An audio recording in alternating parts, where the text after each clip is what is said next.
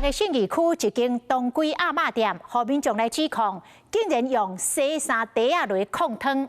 店家发冤枉，讲这袋啊是中药房互因的。甲阿嬷倒做一时一时，边仔店内底是用中药来控的当归汤。开店之前，店家做好准备要做事，不过这个袋仔所大家拢看甲无胃口。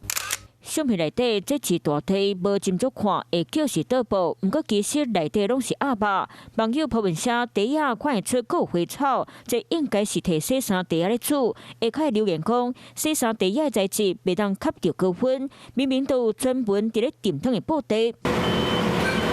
有网友指控店家就伫咧台北市信义区一间当归牛肉店，有网友直接比对店家用的袋仔和市面上卖洗衫袋仔两边拢有裂库，嘛拢有印古的图，看起来同款。洗衫袋仔的材质是组织纤维，标榜经过 SGS 检验，无含称异性人工物质，不过无表示会当冻高温。他们拿来说这个可以用，我们就拿这样用啊，因为那个有这个洞才能中药才会出来嘛。网络上面讲，然后我会跟他们反映，他们就叫我拿这种来用。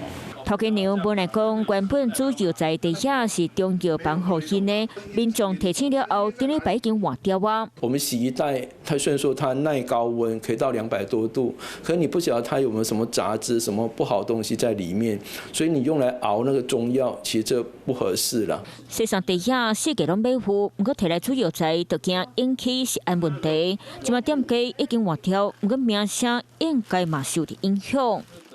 Hello， 我是林明瑞。想要抢先掌握最及时的新闻资讯吗？赶快订阅、按赞、开启小铃铛，锁定我们华视新闻的 YouTube 频道。